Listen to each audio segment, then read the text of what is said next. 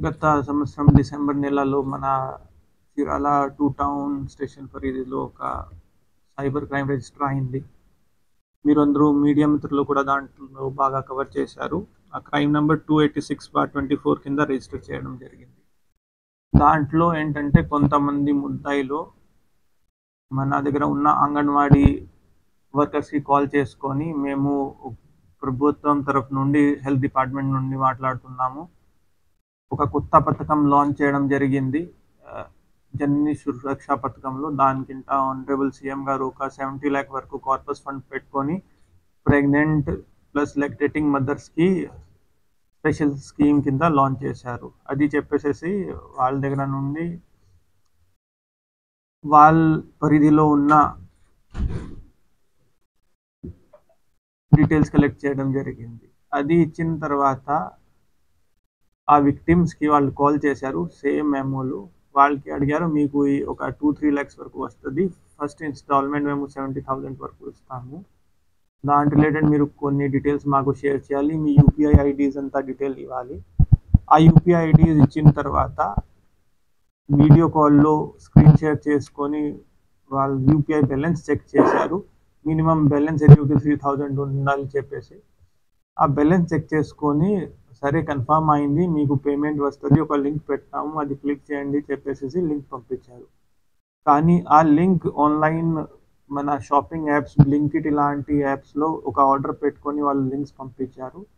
So ఆ link click చేస్తే వెంటనే వాళ్ళు యూపీఐ అకౌంట్స్లో ఉన్న డబ్బు మొత్తం ఖాళీ అయిపోయాయి. అండ్ ఆల్మోస్ట్ 4 విక్టిమ్స్ దాంట్లో మన దగ్గర ఉన్నారు. ఆ కేసులో లాస్ట్ అమౌంట్ వాజ్ అరౌండ్ 1,60,000. అది జరిగిన తర్వాత ఒక మన డిఎస్పి చీరాల మోయిన్ గారు ప్లస్ ఇక్కడ హెడ్ క్వార్టర్లో ఉన్న టీమ్స్, మన సైబర్ సిఐ గారు, ఎస్ఐ గారు రసూల్ ఆధారంలో ఒక టీం ఫామ్ చేయడం జరిగింది. చాలా టెక్నికల్గా ఇన్వెస్టిగేషన్ చేసిన తర్వాత మాకు ఢిల్లీలో కొన్ని క్లూస్ వచ్చాయి. అక్కడ వెళ్ళిన మేము ఒక జతిన్ని అప్రిహెండ్ చేయడం జరిగింది. అతన్ని త్వరగా ఇంట్రోగేషన్ చేసిన తర్వాత మా దృష్టిలో ఏం వచ్చింది, అక్కడ కొంతమంది ఒక ఫ్లాట్లో పంజాబీ బాగ్ ఏరియాలో ఒక కాల్ సెంటర్ లాంటి నడుపుతున్నారు. దాంట్లో ఇప్పుడు అయితే ఏ ఫోకస్ ప్రభుత్వంది ఉంది అలాంటి స్కీమ్స్ మీద ఆన్ కన్సర్న్ డిపార్ట్మెంట్ లేకపోతే గవర్నమెంట్ ఆఫీషియల్స్ పేరుతో కాల్ చేసుకొని ఇలాంటి మోసాలు చేస్తున్నారు. గతంలో కూడా వాళ్ళు చాలా ఇలాంటివి చేసి ఉన్నారు. బేస్డ్ అపాన్ దాట్ మళ్ళీ వర్కౌట్ చేసుకొని ఇద్దరిని మేము ఇప్పుడు అరెస్ట్ చేస్తున్నాము. ఆచారి రంజిత్ సింగ్, అతను he's resident of Atmakur, and Venkat Narayana, అతను ప్రకాశం జిల్లా సంబంధించిన వ్యక్తి.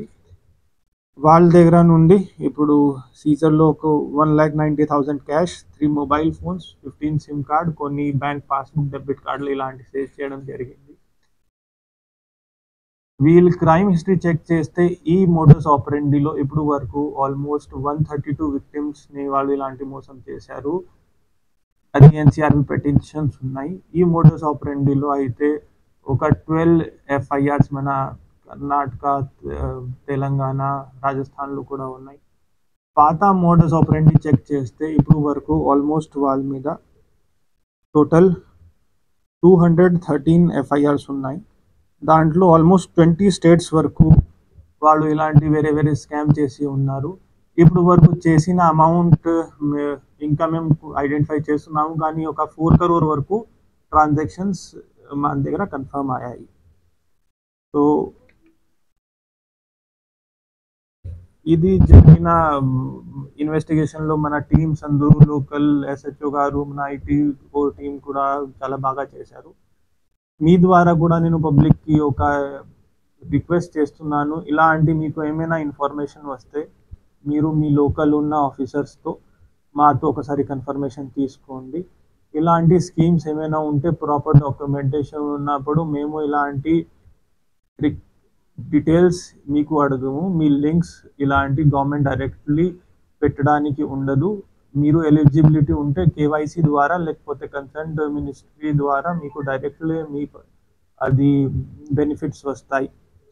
తర్వాత ఇప్పుడు గత కొన్ని కాలంలో సోషల్ మీడియాలో కూడా సోషల్ మీడియా ఒక పాజిటివ్గా వాడకుండా కొంత బాడీ షేమింగ్గా లేకపోతే ఒక ఆ, వేరే ఆలోచనతో కొంచెం గవర్నమెంట్ అగేన్స్ట్ లేకపోతే ఒక పిల్లలకి మహిళలకి అగేన్స్ట్గా ఇలాంటి ప్రొపగండా చేయడానికి డిస్టర్బెన్స్ చేయడానికి స్టాకింగ్ ఇలాంటి ఇష్యూస్ కూడా వస్తున్నాయి.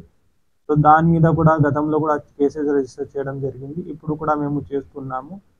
So we request youth and public to use social media positively. దాంట్లో ఇలాంటి దానికి వాడితే ఖచ్చితంగా చట్టాల ప్రకారం చర్యలు ఉంటుంది.